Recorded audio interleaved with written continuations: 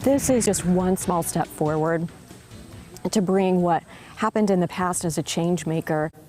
A Missouri woman will forever be honored in Ash Grove for her sacrifices. Good evening and thanks for joining us tonight at 10. I'm Jesse Inman. Today, the Nathan and Olive Boone homestead finally got to celebrate its new name. Our David Chazanov was there. He went to the ribbon cutting ceremony this afternoon. David, talk to us about when they decided to change this name. Yeah, Jesse, it actually changed back in March. The Missouri State Parks wanted the ceremony to happen around then, but of course, COVID-19 shut everything down. Now, 5 months later, the site safely celebrated Olive Boone for who she was.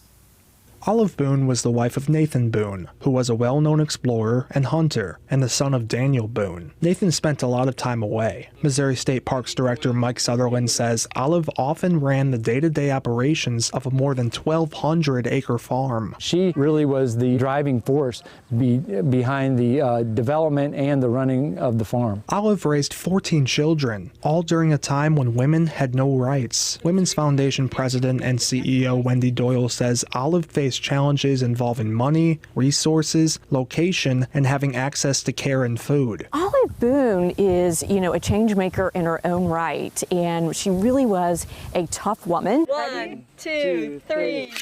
Yay!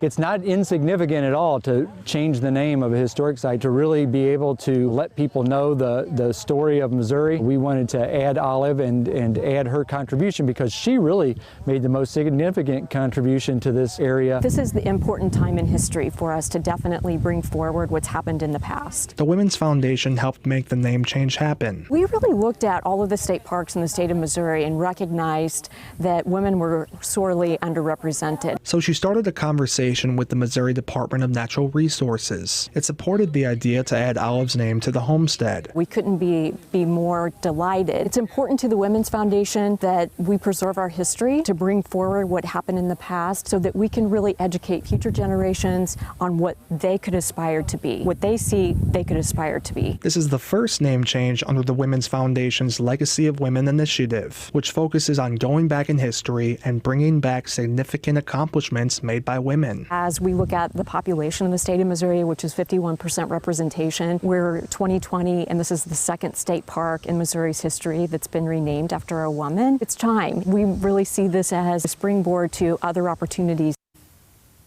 In 2019, Missouri's Van Meter State Park was renamed to the Annie and Abel Van Meter State Park. DOYLE says her foundation will be at the state capitol at the end of this month to present a new bronze bust in the Hall of Famous Missourians. The bust will be a woman, but she says she can't reveal who it's going to be just yet.